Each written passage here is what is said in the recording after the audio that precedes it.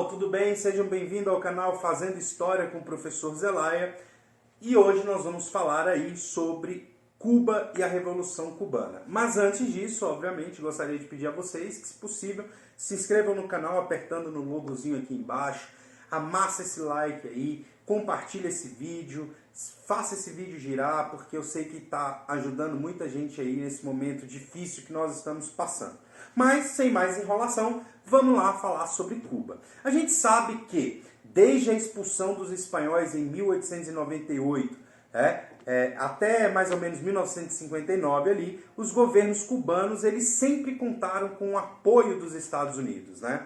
O apoio entre aspas aí, tá? Porque na realidade não era muito bem um apoio, era mais uma condição de exploração também. Tá? Lembrando, obviamente, que a economia cubana ela era totalmente dependente das importações e dos capitais estadunidenses, tá? Desde a famigerada Emenda Platt. Bom, entre 1956 e 1959, a política cubana, né, ela foi muito complicada, tá? Porque ela passa a vivenciar ali um conflito interno muito grande quando uma guerrilha, né, liderada por Fidel Castro e também por Ernesto Che Guevara, resolve derrubar a ditadura imposta por Fulgêncio Batista. Tá? E aí acaba que em 1959, essa guerrilha cubana aí destrona, né, tira do poder o Fulgêncio Batista e toma lá o poder e passa a governar Cuba.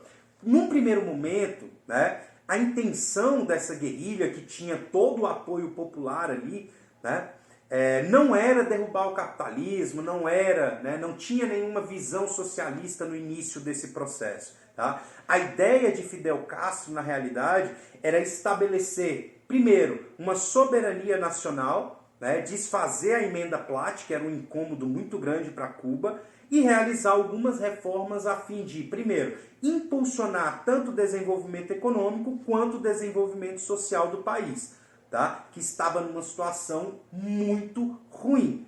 Tá?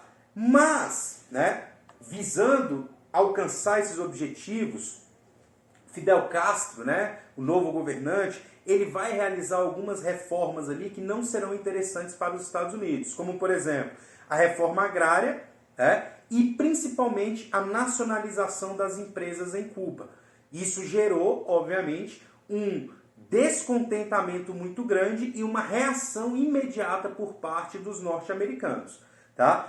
Que em 1961, no intuito de derrubar o governo de Fidel Castro, vai tentar uma invasão à Baía dos Porcos em Cuba, tá? E essa invasão vai fracassar. Tá? E esse fato, né, dos Estados Unidos terem tentado invadir Cuba vai aumentar ainda mais a tensão entre os dois países. Essa tentativa de invasão dos Estados Unidos é que vai levar Cuba a começar a estabelecer contato com os soviéticos. Tá? E esse contato entre Cuba e União Soviética vai virar rapidamente uma aliança política e econômica, que vai se concretizar em 1962, quando os soviéticos vão instalar mísseis, né, na ilha de Cuba. Tá? Esses mísseis, obviamente, visavam ali algum ataque aos Estados Unidos em caso de conflito. Tá? No mesmo ano, tá? Mais um detalhe, só para a gente não esquecer. Nesse mesmo ano, obviamente, vai ficar estabelecido a escolha de Fidel Castro por seguir e adotar um regime socialista em Cuba. Tá?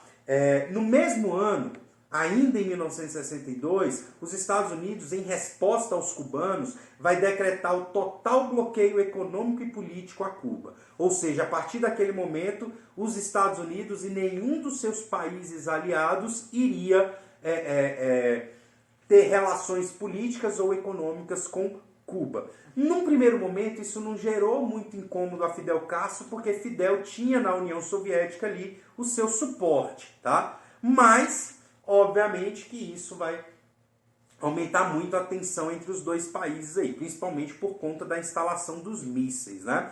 E aí, durante 13 dias, o mundo ele viveu uma expectativa terrível, né, de se concretizar uma nova guerra mundial. Mas a ONU vai intervir, vai conseguir negociar tanto com Estados Unidos quanto com a União Soviética e vai conseguir evitar esse conflito. Tá? Os soviéticos vão concordar em retirar os mísseis de Cuba se os Estados Unidos retirassem os mísseis da Turquia. E assim foi feito. Né? Os mísseis foram recolhidos, guardados, cada um nos seus devidos países, e esse conflito chegou ao fim. Né? Conflito esse que ficou até conhecido aí como crise dos mísseis. Né? Bom, com isso, ficava agora para Cuba estabelecer o seu regime socialista, com um grande apoio da União Soviética. Tá? Então, obviamente, Fidel Castro permaneceu, né, no regime socialista e agora ele iria colocar esse regime para funcionar. E aí vieram as primeiras medidas de Fidel Castro, né, como governante socialista dentro de Cuba. Primeiro, ele universalizou o ensino, transformou o ensino em algo palpável, né, para todos. Ele também vai reduzir a mortalidade infantil, que era muito alta em Cuba, tá? E o desemprego.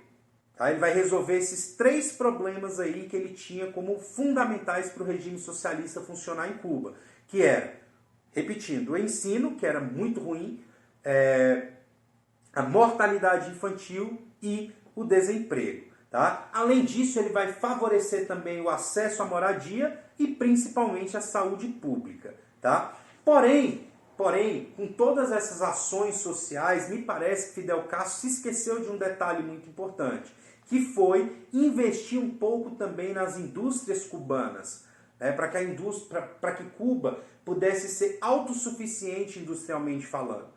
Tá? E aí poderia gerar algumas rendas, etc. e tal, já que ele iria enfrentar um embargo político e econômico muito grande. Mas, né, esses aí foram os lados bons. Ruim, a gente tem o fato da não implementação das indústrias e também algumas políticas ditatoriais que foram impostas, como, por exemplo, a supressão das liberdades democráticas, né, a censura, os jornais foram fechados, só tinha um jornal agora que pertencia ao Estado. Houve uma forte perseguição aos opositores do regime ditatorial socialista de Fidel Castro, houve muitas prisões políticas, muitas mortes, enfim. Teve o lado ruim também do regime que foi implementado. Mas, economicamente falando, o principal foi o fato de Cuba ter sido isolada, né, por esse embargo dos Estados Unidos e não ter investido na sua industrialização enquanto tinha o apoio incondicional da União Soviética. Porém, a União Soviética vai cair, vai se dissolver em 1991.